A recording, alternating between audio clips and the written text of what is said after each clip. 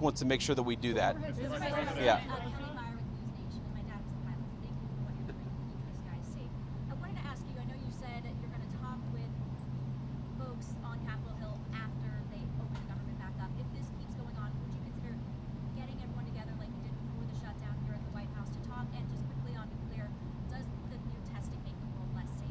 So I'm not going to answer, I've answered all the questions about nuclear testing that I'm going to answer. I want to talk about the government shutdown here, and I'd like to focus the questions there.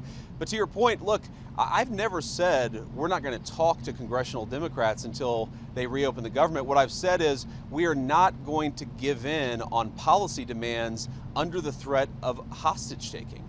I mean, if any moderate Democrat or any Democrat period from the United States Senate wants to come over, they're welcome to walk into these doors in an hour. I'm happy to talk to them about how to end the government shutdown, but it's actually very simple because there's a clean CR, as you heard from everybody, that would reopen the government.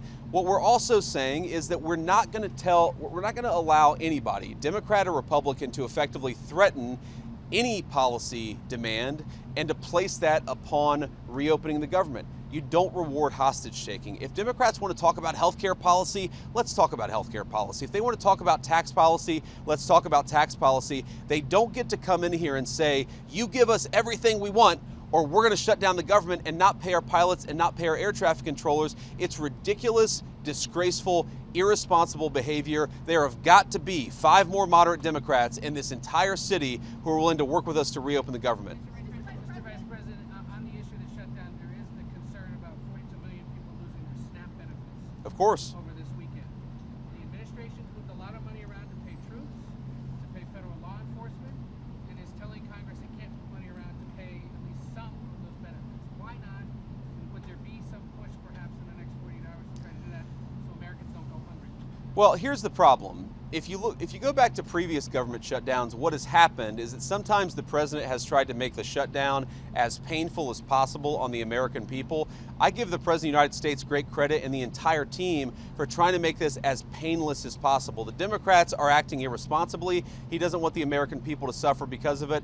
But look, right now, this government, this administration, we're like guys running around, with a leak in a damn wall, trying to plug it with bubble gum. And we plug one spot with bubble gum, and we plug another spot with bubble gum, and we plug another spot with bubble gum. Why don't the Democrats just stop this entire charade and reopen the government so that we don't have to try to make this thing work on a shoestring budget, which is what we're trying to do. The unfortunate reality, and we're starting to see this with our aviation industry, we're going to find out the hard way with SNAP benefits. The American people are already suffering, and the suffering is going to get a lot worse. Not because the President of the United States has failed to make the shutdown painless. He's tried to do everything that he can to make it as unpainless as possible. The reason that pain is coming and the reason it's building is because we're not passing the clean bill to reopen the government. It's a very easy thing to do. Thank you, Mr. Vice President. I'm Monica Page with Frontline's Turning Point USA. On the government shutdown, of course, we're approaching Thanksgiving, we're approaching the holidays. What could travel look like, if the Democrats don't open the government in time? So I'm going to let our great Secretary of Transportation answer this question. Look, it could be a disaster. It really could be, because at that point you're talking about people have missed 3 paychecks. They've missed 4 paychecks. How many of them are not going to show up for work? You take the TSA lines that are already too long, even right now, and say half of those people don't show up for work, not because they're not hard workers or good people, but because they've got to find a different job to feed their families. What happens when the security lines are not an hour long, but they're 4 hours long? What happens when pilots start not showing up for work because they're so focused on paying the bills, they can't fly the plane safely? That's going to lead to massive delays. We want people to be able to get home for Thanksgiving. We want people to be able to travel for business, to make this entire engine of commerce work. We want the aviation industry to work.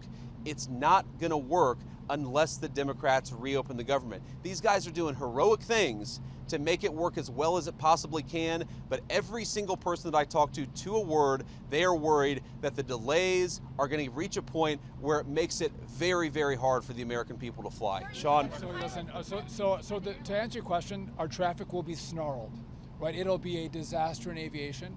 And just I'm going to steal, you stole my point, I'll steal one from Scott Kirby from United. October is a slower air travel month, and we have great weather in October. And so you've seen minimal disruption because of good weather and slower travel. But as we go into November, travel picks up as people start to look at going to see their families. Kids come home from college. And if you don't have air traffic controllers who are being paid, they may want to stay on the job, but they cannot. They're going to have to go take a second job, and you're going to have mass issues throughout the airspace. People will not be able to go from one place to the other because of the government shutdown, and I hope Democrats don't take it to that point. Great. Yeah. Alex Brachet from ABC News. I'm curious, as we move into this holiday travel season, is the administration working on a plan to keep airports running smoothly? The other thing that I wanted to ask you is we've got 20 million Americans who are set to see their health care premiums skyrocket with those ACA tax credits expiring. I'm curious your response there. Is the administration working on a plan to expand them? Well, why don't you take the question about what we're trying to do to try to limit the effects of the shutdown on aviation? I think Sean is a great person to address that, and then I'll address the health insurance premium question. Yeah, so we're working closely with NATCA, our air traffic controllers union, our technicians who work to keep the equipment safe and operational. I know Christy's working with TSA, so we are doing all we can to partner with and talk to our government employees who make this system run smoothly. But we can only ask so much. And I, as a guy who had a lot of kids and didn't make a lot of money early in my life, I know the pressure that these families are under. And by the way, think when these families go home, the fights that are had over the fact that you don't have money for basketball this season.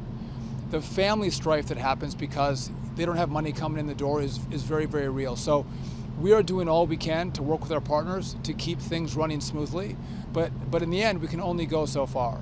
And if I could just, before I turn it over, I love that you guys are asking us questions about what we can do to make this less painful. There's an easy, painless solution. Pass a clean CR. And by the way, I think you all, I was part of some shutdowns myself in Congress, and the tone of the press corps is very, very different in this one. You were rabid against Republicans who voted not to open the government up. And it seems like everyone is so docile. And so, what is the president going to do to alleviate the pain? I'm out of the mall.